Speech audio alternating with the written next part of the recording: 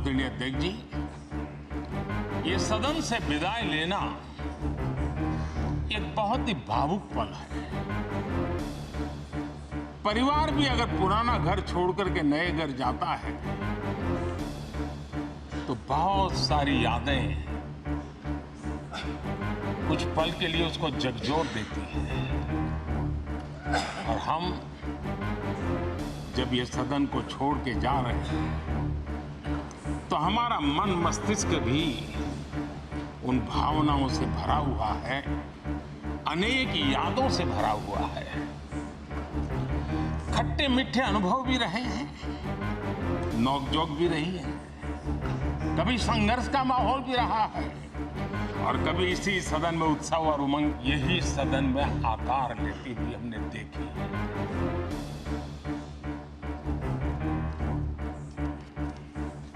आज हम जब इस सदन को छोड़ करके नए सदन की ओर प्रस्थान करने वाले हैं, तब भारत के सामान्य मानवी की भावनाओं को जहां जो आदर मिला है, सम्मान मिला है, उसकी अभिव्यक्ति का भी संसद का सदस्य बना और पहली बार एक सांसद के रूप में इस भवन में मैंने प्रवेश किया तो सहज रूप से मैंने इस संसद भवन के और पक्ति पर अपना शीश झुका करके इस लोकतंत्र के मंदिर को श्रद्धा भाव से नमन करते हुए मैंने पैर रखा था। वो पल मेरे लिए भावनाओं से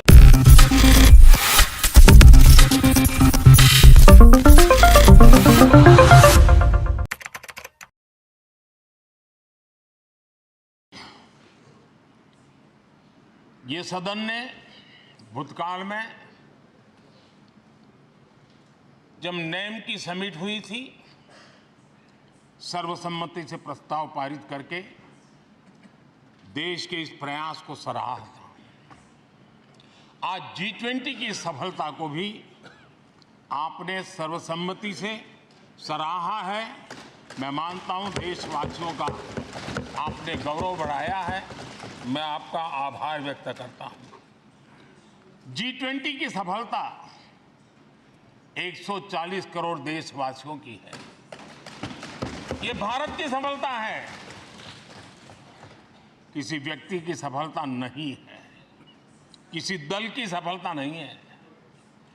भारत के फेडरल स्ट्रक्चर ने, भारत की विविधता ने 60 स्थानों पर 200 से अधिक समिट और उसकी मेजबानी हिंदुस्तान के अलग अलग रंग रूप में देश की अलग अलग सरकारों ने बड़े आन बान शान से की और ये प्रभाव पूरे विश्व भर के मन पर पड़ा हुआ है।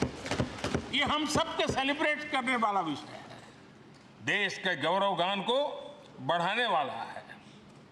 और जैसा आपने उल्लेख किया, भारत इस बात के लिए गर्व करेगा, जब भारत अध्यक्ष रहा उस समय अफ्रीकन यूनियन इसका सदस्य बना। मैं उस इमोशनल पल को भूल नहीं सकता जब अफ्रीकन यूनियन की घोषणा हुई और अफ्रीकन यूनियन के प्रेसिडेंट उन्होंने एक इंटरव्यू में कहा कि मेरे जीवन में ऐसी पल थी शायद मैं बोलते बोलते रो पड़ूंगा। आप कल्पना कर सकते हैं कि कितनी बड़ी अपेक्षा और आशाएं पूरी करने का काम भारत के भाग्य में आया। आदरणीय अध्यक्ष जी, भारत के प्रति शक करने का एक स्वभाव कई लोगों का बना हुआ है और जब आजादी मिली तब से चल रहा है।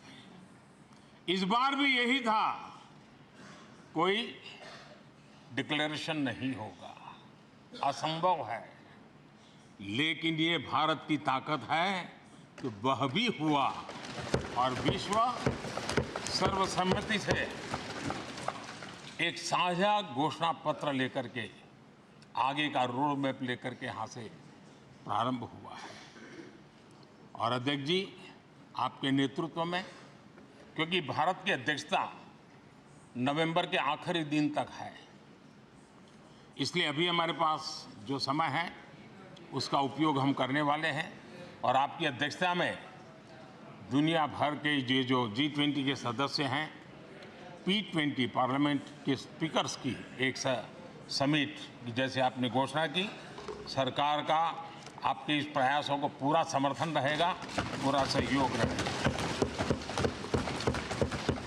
आदरणीय अध्यक्ष जी, हम सबके लिए गर्व की बात है कि आज भारत विश्व मित्र के रूप में अपनी जगह बना पाया है।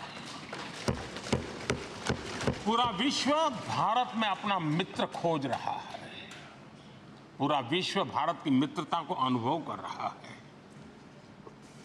और उसका मूल कारण है हमारे जो संस्कार है, वेद से विवेकानंद तक जो हमने पाया है।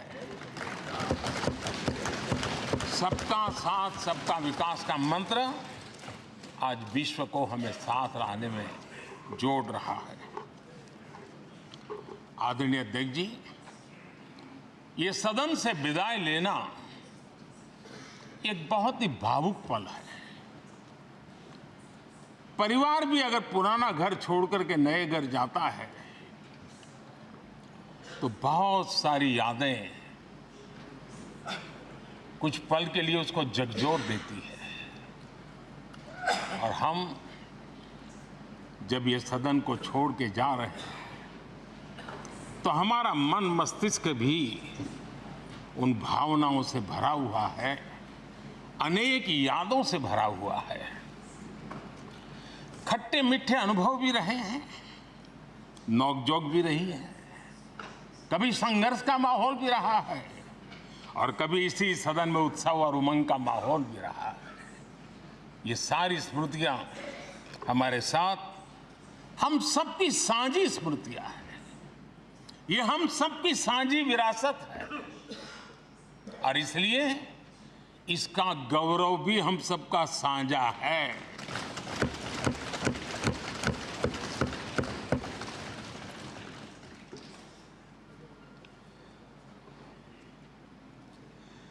आजाद भारत के नवनिर्माण से जुड़ी हुई अनेक घटनाएं इन 75 वर्ष में यही सदन में आकार लेती हुई हमने देखी है।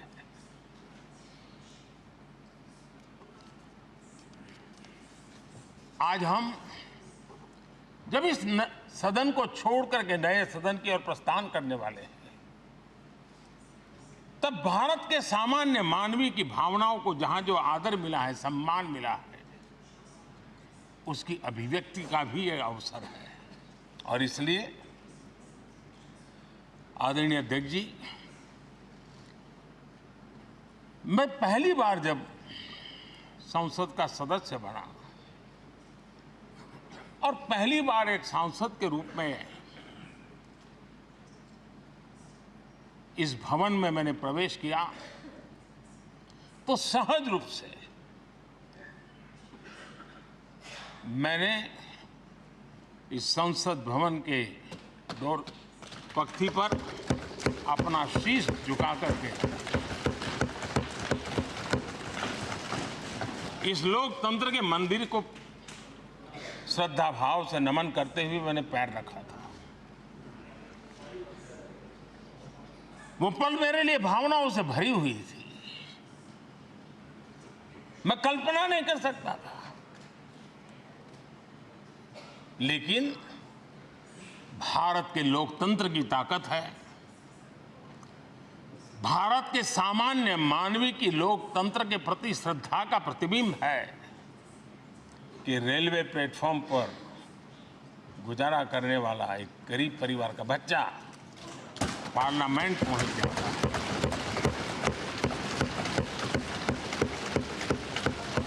मैंने कभी कल्पना तक नहीं की थी कि देश मुझे इतना सम्मान देगा, इतना आशीर्वाद देगा, इतना प्यार देगा। सोचा नहीं था अध्यक्ष जी।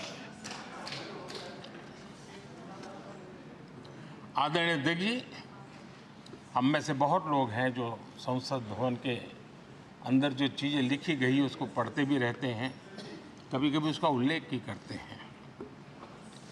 हमारे यहाँ संसद भवन के प्रवेश द्वार पर एक छांदोग्य उपनिषद का एक वाक्य है, लोक द्वारम करके पूरा वाक्य है।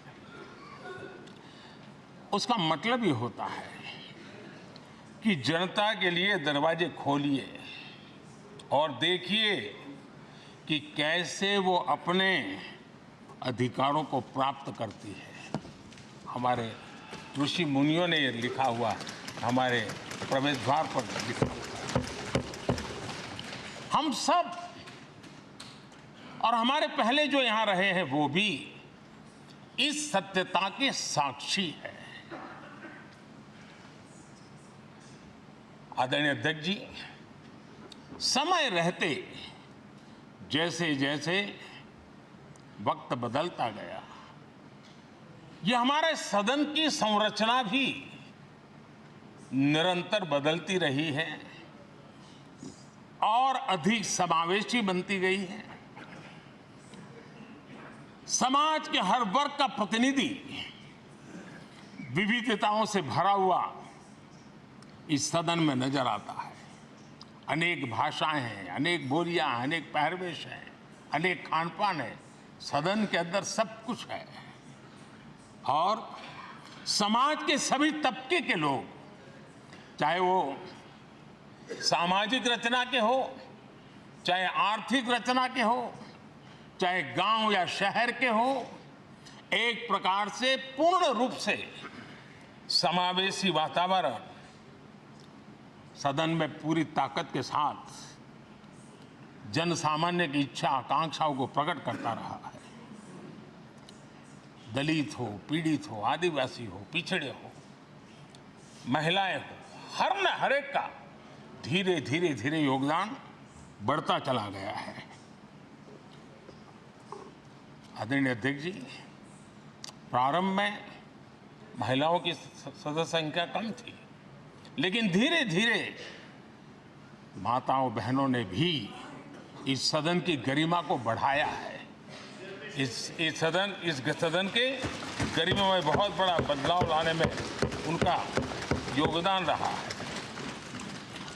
आदरणीय अध्यक्ष जी, प्रारंभ से अब तक एक मोटा हिसाब लगाता था, करीब 7,500 से अधिक जनप्रतिनिधि दोनों सदनों में मिलाकर के योगदान दे चुके हैं। इतने